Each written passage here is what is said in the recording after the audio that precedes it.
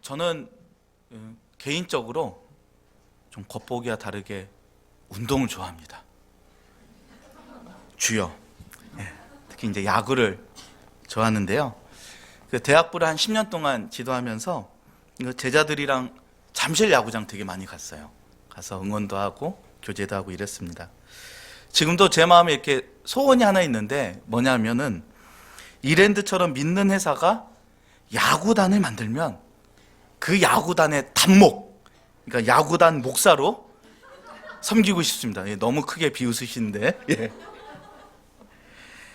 얼마 전에 우리나라가 아쉽게 준우승한 이게 프리미어 12 경기를 보다 보니 극적인 홈런도 있고요. 호수비도 참 많이 나왔습니다.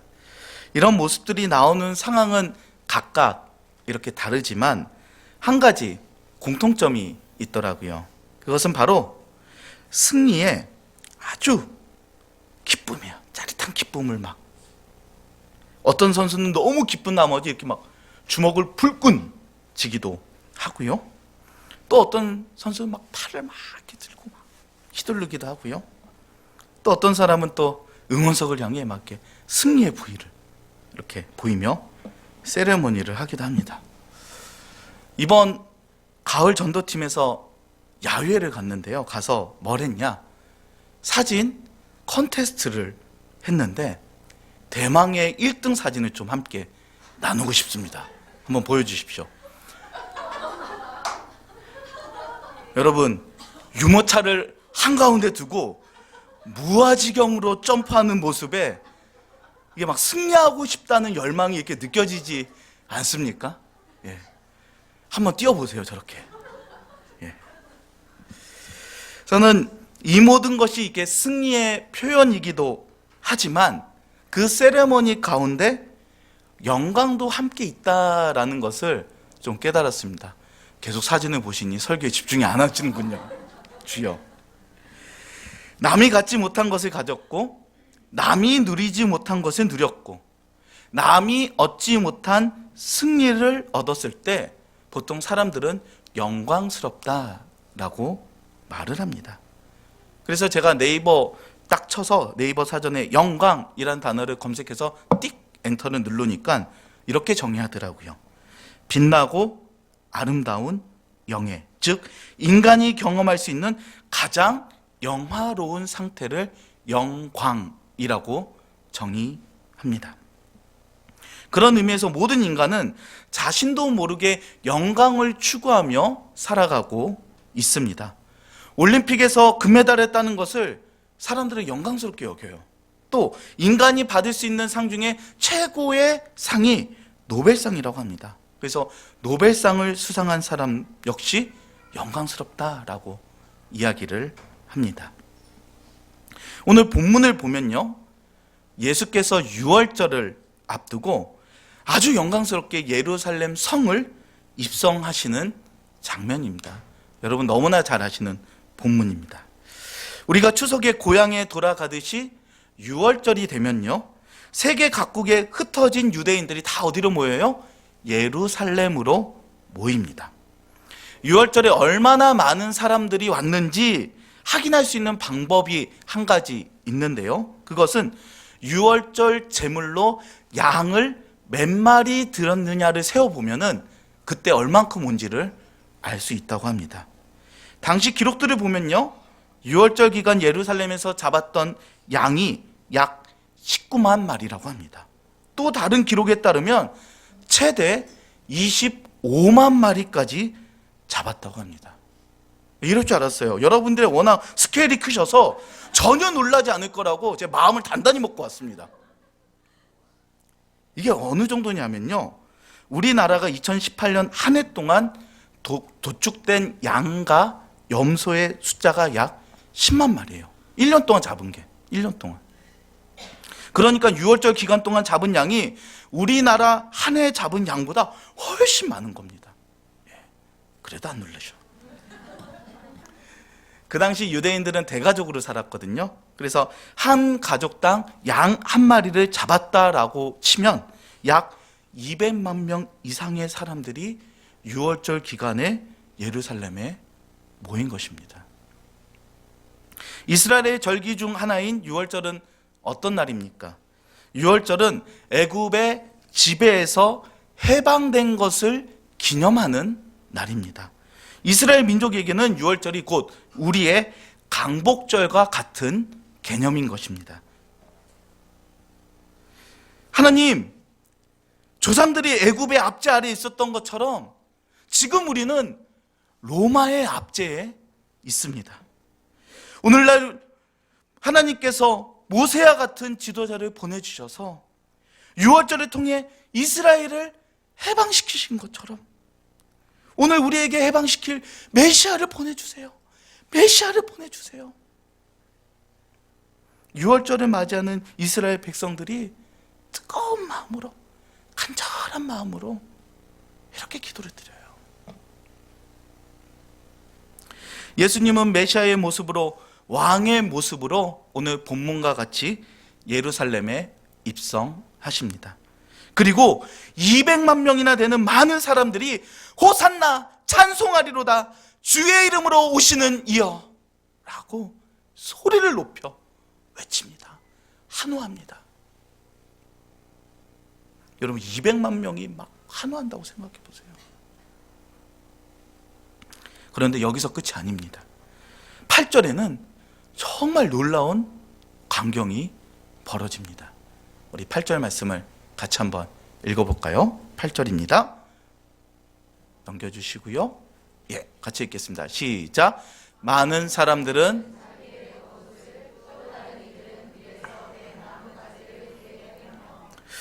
이스라엘 백성들이 자신의 겉옷을 어떻게 해요? 길에 펼쳐요. 이 모습은 정말 상상할 수 없는 엄청난 일입니다. 이스라엘 백성들에게는 겉옷은 곧 생명이기 때문입니다. 민수기 15장 38절 39절을 보면 이것에 대해서 우리가 잘 살필 수 있는데요. 같이 한 목소리로 읽겠습니다. 시작.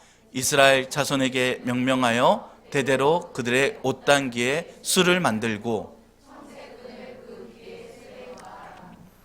이 술은 너희가 보고 여호와의 모든 계명을 기억하여 준행하고 너희를 방종하게 하는 자신의 마음과 눈의 욕심을 따라 음행하지 않게 하기 위함이라. 아멘.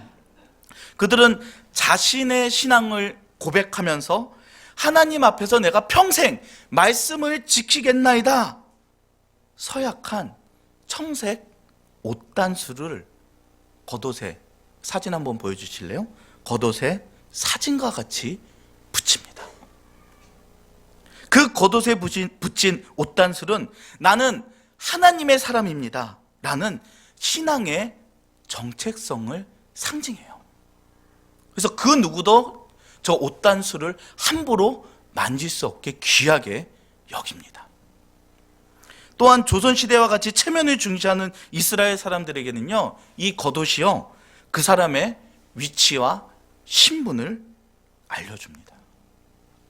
이렇듯 신앙의 정체성과 신분의 집약체인 겉옷은 자신의 생명같이, 어쩌면 생명보다 더 중요하게 여기기 때문에 이스라엘 백성은 어떤 이스라엘 백성도 누구나 소중하게 다룹니다. 그러니까 이걸 길에 편다는 것은 상상할 수도 없는 일이에요.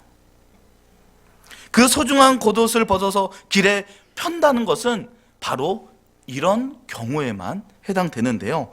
왕으로 오시는 이의 발이 땅에 닿지 않기를 바랍니다. 최대한의 존경이죠.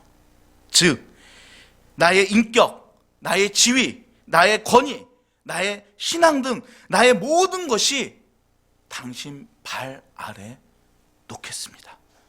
왜요? 당신은 메시아이기 때문에 라는 최대의 존중입니다. 최대의 찬사.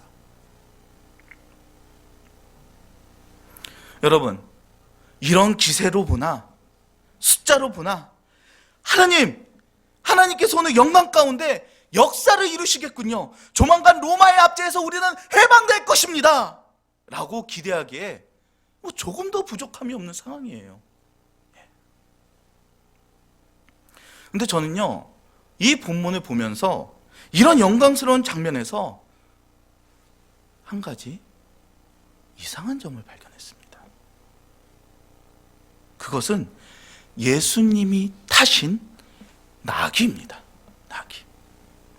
이 정도 규모의 행진이라면 보통 말을 타고 위풍당당하게 행진해야 됩니다. 그 당시 로마에서는요, 포세이돈 신만 탈 수 있는 백마들이 이끄는 전차를 황제 또는 전쟁에서 승리한 개선 장군이 타고 행진을 했어요. 꽃가루를 막 날리면서. 예수님께서는 적어도 멋진 백마를 타야 어울릴 만한 상황입니다. 그런데 예수님은 이 엄청난 행진에 나귀 새끼 한 마리를 초라하게 타고 털썩 오시는 거예요. 어떻게 보면 유치하고 애들 속꽃장난 같고 일종의 이런 코미디가 없습니다. 그러나 여기에는요, 여러분, 깊은 영적 진리가 숨겨져 있습니다. 말과 나귀에 대한 이스라엘 문화적 배경을 알면 이 영적 의미를 저희가 캐낼 수가 있어요.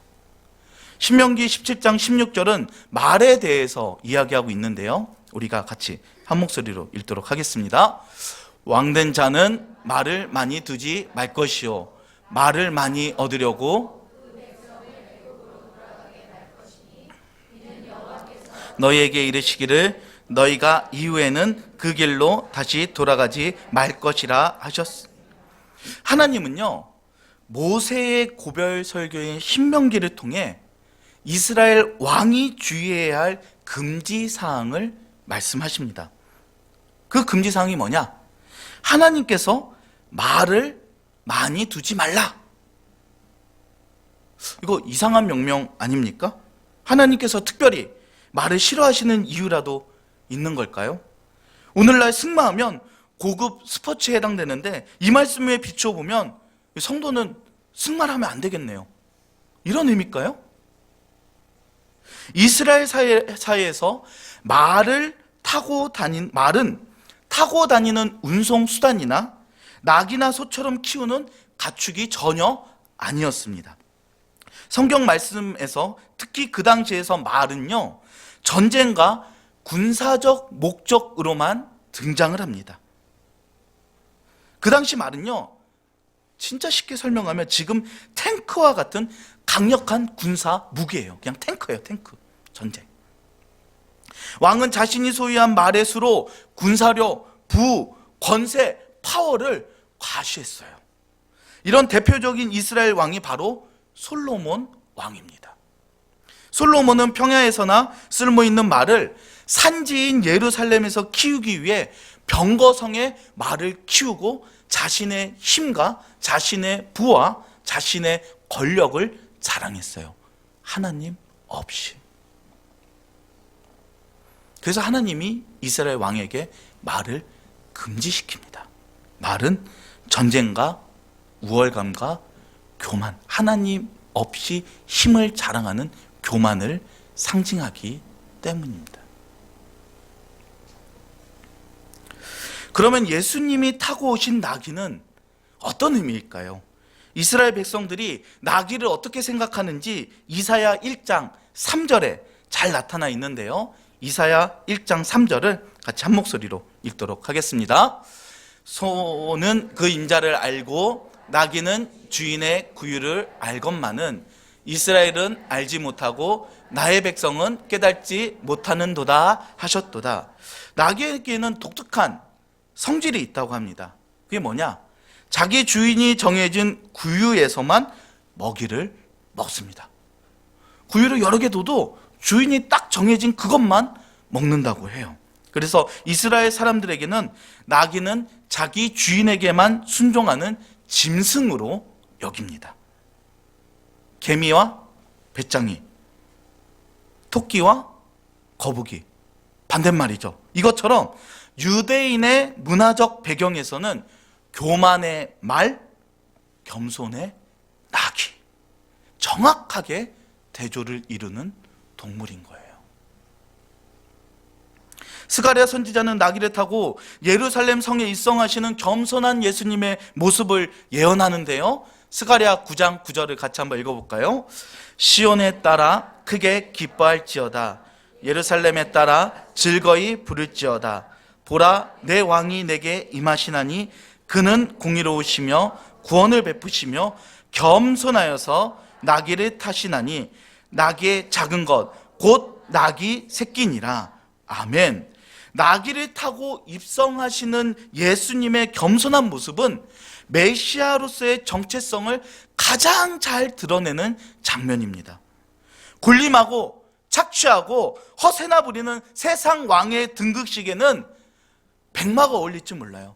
백마가 이끄는 전차가 어울릴지 모릅니다. 하지만 평화를 위해 겸손히 낮아져 섬기며 희생하는 메시아의 등극식에는 나귀가 가장 잘 어울립니다. 신학자 갈라드는 예수님이 나귀 새끼를 타신 이유를 이렇게 설명을 합니다. 여러분 한번 들어보세요. 예수님은 슈퍼스타에게 매혹된 군중들을 교묘히 끊임없이 피하시기 위해 나귀 새끼를 타셨다. 예수님께서는 성공이나 유명해지기 위해 예루살렘 성에 입성하신 것이 아닙니다. 온 인류의 죄를 대신하여 십자가에서 죽기 위해, 고난과 죽음을 맞이하기 위해 예루살렘으로 가신 거예요. 이스라엘 백성들은 백마를 탄 메시아를 기대하며 겉옷을 길에 깔며 하나하며 호산나 호산나 호산나 외치며 슈퍼스타에게 열광을 했습니다. 찬사를 보냈습니다. 로마의 압제에서 예수가 우리를 구해줄 거야. 그 슈퍼스타. 그러나 예수님께서는 그 유혹을 피하시기 위해 자신의 사명을 분명히 기억하고 알리시기 위해 나귀 새끼를 타시고 덜썩 예루살렘 성으로 입성하십니다.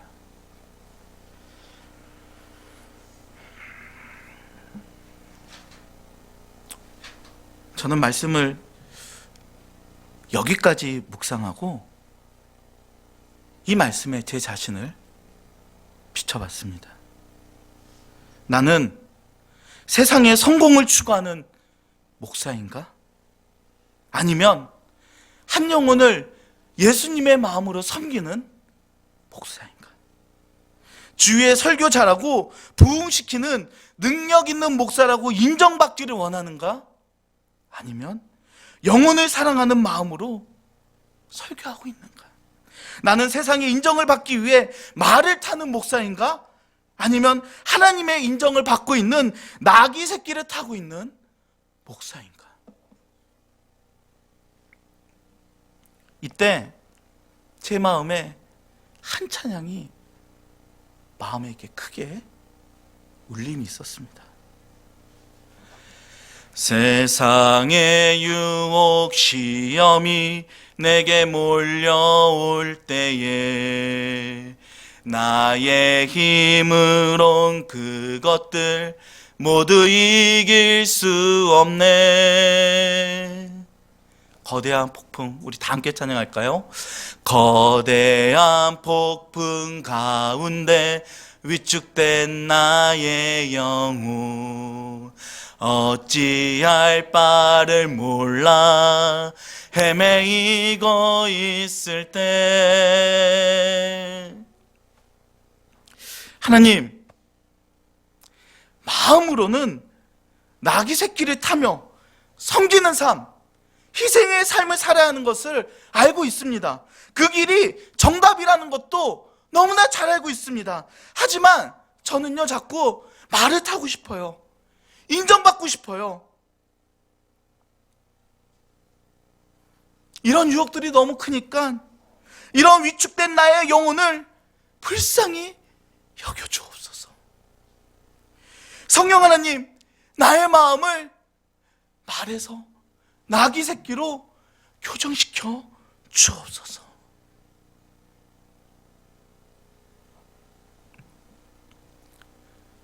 이런 마음의 욕심이 목사인 저에게만 있는 것입니까?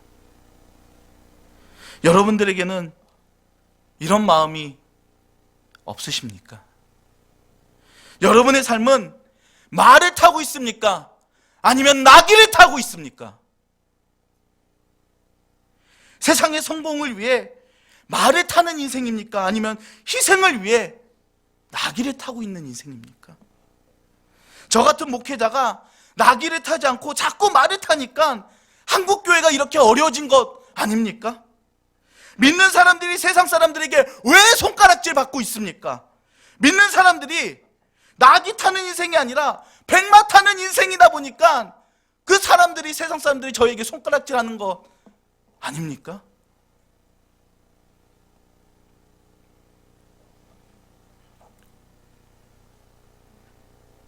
세상에서 인정받고 싶은 마음, 성공하고 싶은 마음, 저 자신을 가만히 놔두면 이런 마음으로 가득가득 차는 것이 연약한 인간의 모습이에요.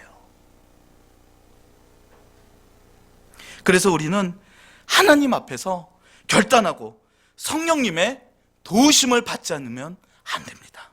하나님 앞에 나의 이런 솔직한 마음을 고백해야 됩니다. 하나님, 나는 세상 인정받고 성공을 추구하는 사람입니다. 자꾸 말을 타고 뽐내려는 마음이 가득합니다. 예수님과 같이 십자가를 지는 삶을 살게 하여 주옵소서. 낙이 타는 인생이 되게 하여 주옵소서. 지금 이 시간 예배 드릴 때 성령의 능력으로 말을 타는 인생에서 나귀를 타는 인생으로 교정되는 놀라운 은혜가 임하길 주님의 이름으로 부탁드립니다. 그러면요, 믿는 우리가 말을 타지 않고 나귀를 탈 수 있는 이유는 무엇입니까? 바로 예수님이 나의 선한 목자와 주인이 되시기 때문입니다. 예수님께서 나귀 새끼를 타시기 전에 2절과 같은 일이 일어났는데요, 우리 2절 말씀을 같이 한번 읽어볼까요? 같이 읽겠습니다. 이르시되 너희는 타보지 않은 나귀 새끼가 매여 있는 것을 보리니 풀어 끌고 오라. 예수님께서는요, 자신이 타셔야 할 나귀 새끼가 어디에 있는지 보지도 않으시고 정확하게 아십니다.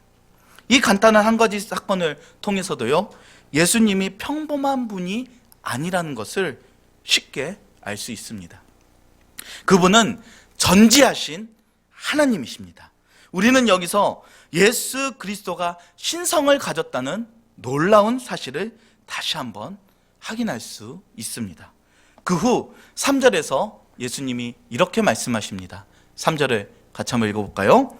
만일 누가 너희에게 왜 이렇게 하느냐 묻거든 주가 쓰시겠다 하라. 그리하면 즉시 이리로 보내리라 하시니, 엄청난 사건이 일어났습니다. 예수님은 제자들에게 마을 한 곳에 매여 있는 나귀 한 마리를 끌고 와라, 나에게 끌고 오라 하셨어요. 왜 우리 나귀를 가져가시오? 당신 도둑 아니에요? 라고 묻거든 뭐라고 대답하라? 주가 쓰시겠다 하라. 그 나귀의 진정한 주인은 바로 예수님이십니다. 그 나귀를 창조하셨고 그 나귀의 운명을 다스리시는 주인이세요. 그 나귀의 주인이실 뿐만 아니라 모든 사람을 창조하시고 모든 사람을 다스리시는 만유의 주가 예수님인 줄 믿으시기 바랍니다. 그분이 말씀하십니다. 주가 쓰시겠다 하라.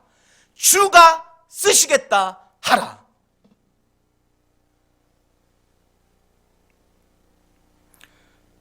저는 이 장면을 계속 묵상했습니다. 계속 묵상하니까 정말 큰 은혜가 있더라고요.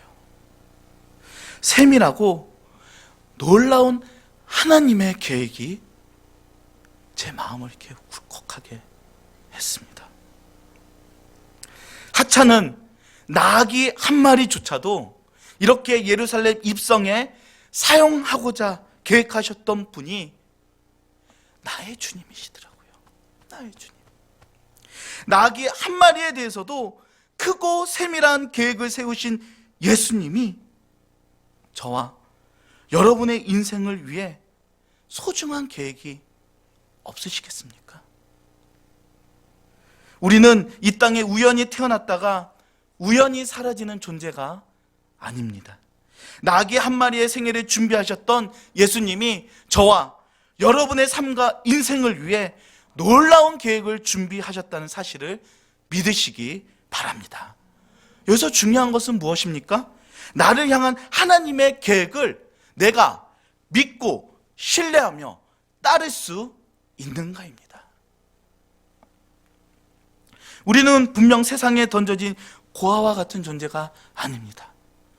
하나님은 우리에 대한 계획이 요한복음 10장 10절과 같이 내가 온 것은 양으로 생명을 얻게 하고 더 풍성히 얻게 하려는 것이다 라고 말씀하십니다. 주님은요, 우리가 풍성한 생명, 풍성한 삶을 누리길 원하세요. 하나님은요, 내가 행복하기를 바라세요. 이게 하나님의 마음이고 하나님의 본심입니다. 왜요? 하나님은 나의 좋은 아버지시고 나의 아빠이시기 때문에 그래요. 여러분, 육신의 부모로서 육신의 자녀들이 행복하고 풍성한 삶을 살고 정말 잘 살기를 원치 않으십니까? 육신의 부모라면 다 그 마음이 있을 거예요. 부족한 육신의 부모도 자녀에 대한 이런 마음이 가득한데 하물며 하늘에 계신 하나님 아버지가 자녀인 나를 향한 애틋한 마음과 선한 계획들을 우리가 감히 헤아릴 수나 있겠습니까? 우리는 험난한 인생 가운데 고와 같이 나 혼자 고통스럽게 몸부림치다가 쓰러질 존재가 전혀 아닙니다. 우리의 왕이신 예수님이 나를 향한 놀라운 선한 계획이 있다는 사실을 믿으시기 바랍니다. 영적으로 시각장애인이나 다름없는 내가 인생의 핸들을 잡고 우왕좌왕하지 마십시오. 전능하시고 나의 좋은 아버지, 아빠 되시는 하나님의 손에 내 인생의 핸들을 맡겨드리고 주님이 이끄시는 인생을 살아가시기를 주님의 이름으로 축원합니다. 오늘 말씀을 준비하면서 계속 제 귓가를 떠나지 않는 찬양이 있는데요, 우리 다 함께 같이 부르면 좋을 것 같습니다. 바로